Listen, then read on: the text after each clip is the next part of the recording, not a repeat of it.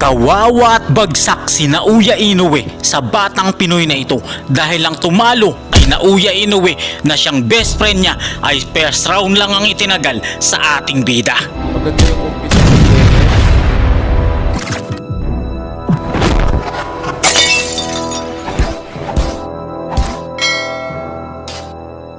Hapon na bata ni Naoya Inoue ang nagpabagsak sa kanya sa sparring. Winasak ng Pinoy, first round KO ang inabot nito sa alaga ni Jerry Peñalosa.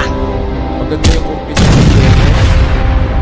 May isang bagitong Pinoy na boksingero na alaga ni Jerry Peñalosa ang kumawawa at winasak talaga ang bata ni Naoya Inoue sa bansang Japan. First round brutal KO ang inabot ng hapon na kalaban. As we watch this beautiful scene. Maganda yung competition. Tapos napapanapos, pinasok nila ang isang pasok. Hindi po basta-basta ang hapon na ito na bata ni Naoya Inoue, mga kaibigan, dahil ito lang naman ang hapon na nagpabagsak sa kanya sa kanilang sparring na laban.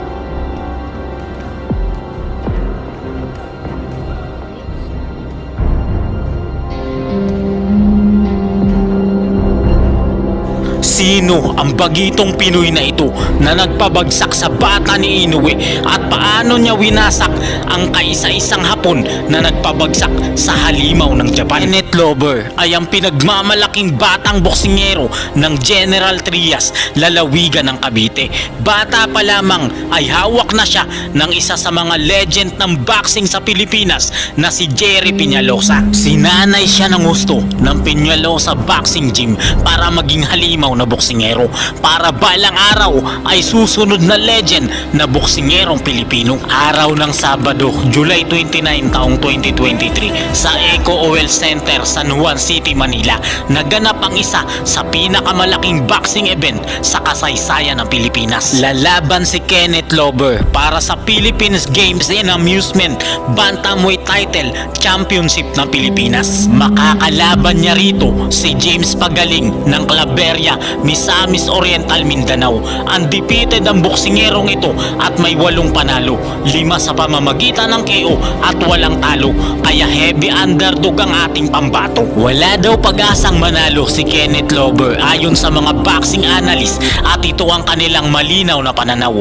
Pero magugulat ang lahat dahil 4 na round lang ang itatagal ng boksingero na nagmula sa Mindanao. Round number 1, bigayan agad ang dalawang boksingero. Mga powerful agad na suntok ang pinakawala ng mga ito, pero lumamang agad dito sa lakas ang ating pambato. Knockouts, si Pagaling po 2019. Oh, active performer just like Pagaling. High. Kenneth Lover. Oho, ito na. Umatake agad si Lover. A lot of punishment, knockout. Oho! Left hand. That's it. Sa round number 2, kuha ni Lover ang takbo at galawan ng laban. Atras na ng atras ang kanyang kalaban. It's the crowd. You see the contrasting styles. Lover, but he fights out of that right jab. He's found the distance, no doubt about it. Now he's putting the pressure on Lover. Lover, fight. Tokosol. Oho! Round number 3, maliksi at magaling umiwas si Lover at ang kanyang kalaban ay laging nasasapul sa kanyang mga counter. You don't see Lover as active.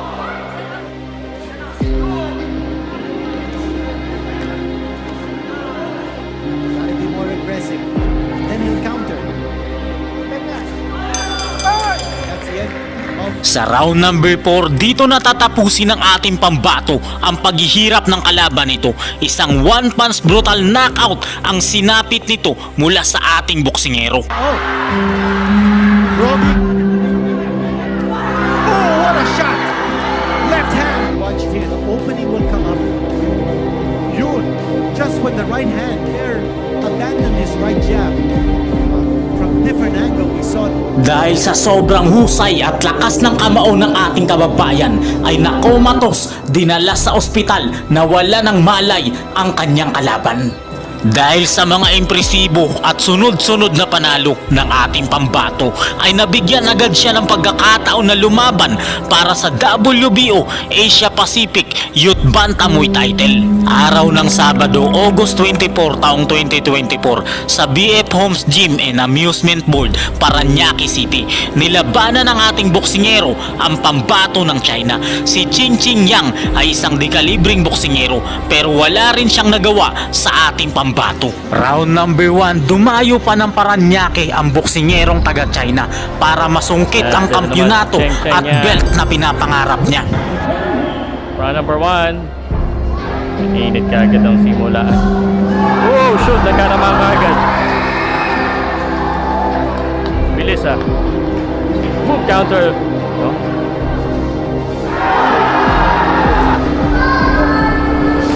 Oh, solid. Sa round number 2, kuha na ni Lover ang galawan ng kalaban kaya madali na niyang napapatamaan ang kanyang kalaban.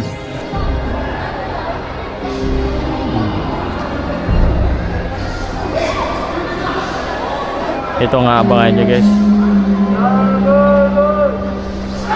Uppercut counter. Inside another one. Maganda kondisyon. That left right.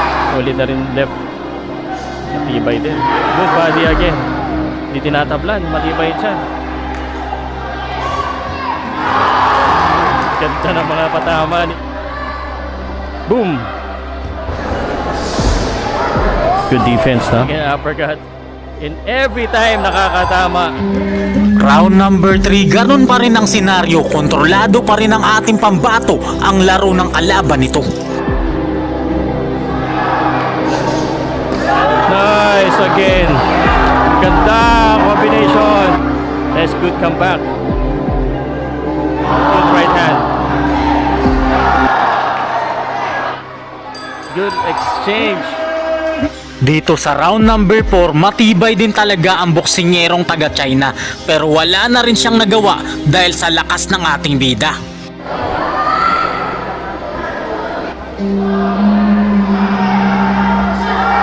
Oh, yan na.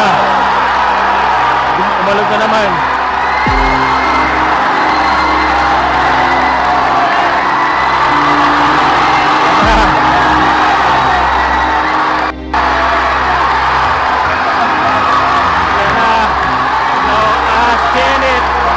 Pinapaula na na. Pucha. Wow. Round number 5, malinaw na ang kalibre ng ating boksingero kaya tagilid na dito ang boksingerong Chino. Dito sa round number 6, matindi din talaga ang kalaban ni Kabayan. Sugod ito ng sugod at ayaw sumuko sa kanilang laban. Momentum nasa kay Cheng Cheng eh. Nasa kanya yung momentum. Nakatama din yun.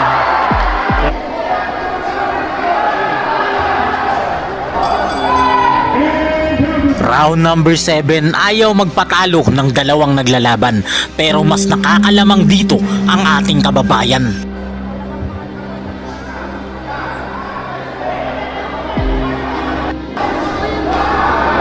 Para good test.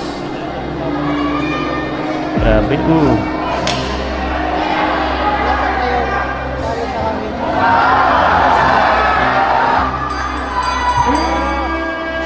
Dito sa round number 8, tuloy pa rin si Kabayan sa pambubugbog sa kalaban. Baliwala sa kanya ang mga kamao ng kalaban.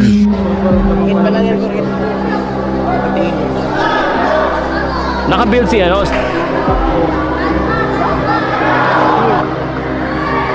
Yung more of that, naka-recover na yata. Ayan na!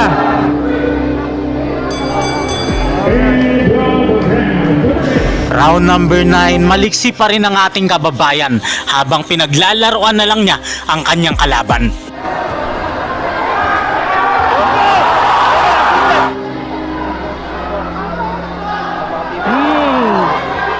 Ka-cheng-cheng eh. Final round, round number 10. Parang hindi napapagod ang ating kababayan. Masigla pa rin siya habang nakikipaglaban.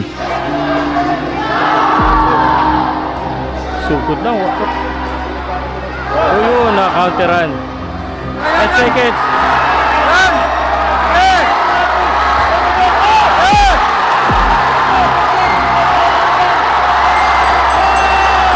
Malinaw na panalo po dito ang ating kababayan at walang round na ipinanalo ang kanyang kalaban. Dahil sa mga panalong ito ay dinayo na ang ating pambato sa bansang Japan at ang kanyang unang hapon na kanyang makakalaban ay alaga mismo ng halimaw ng Japan. Si Tulio de Canarudo ay bata ni Naoya Inoue dahil sa husay nito palagi itong kasparing partner ni Naoya Inoue at ito yung hapon na boksingero na nagpabagsak kay Naoya Inoue.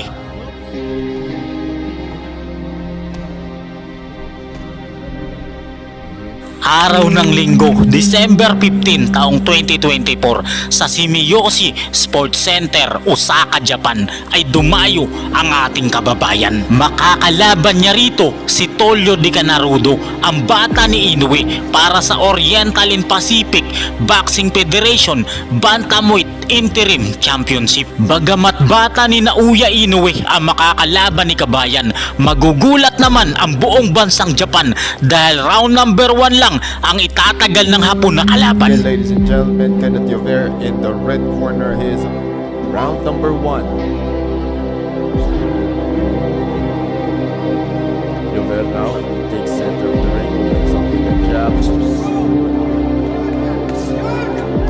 Good straight to the face of Tulio. Definitely got his attention. Good opening sequence to para kay Llover, setting up the momentum. Magandang combinations para rin hindi makaset up yung kalaban niya from Japan. Signs of life from Tulio. Goes for a jab. Another jab from Llover.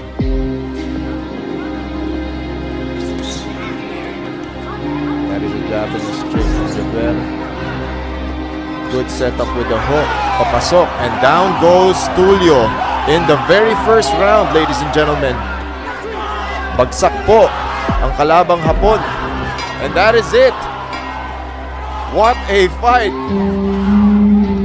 Napakagandang performance po ni Kenneth Llover. Si Kenneth Llover ay isa sa mga sumisibol na Pinoy na boksingero. Malinis ang kartada at di pa natatalo. Balang araw ay magiging world champion din natin ito. Wala talagang imposible kung ikaw ay mangangarap at magsusumikap. Samahan mo na rin ng dasal sa ating Diyos na dakila sa lahat. Amen.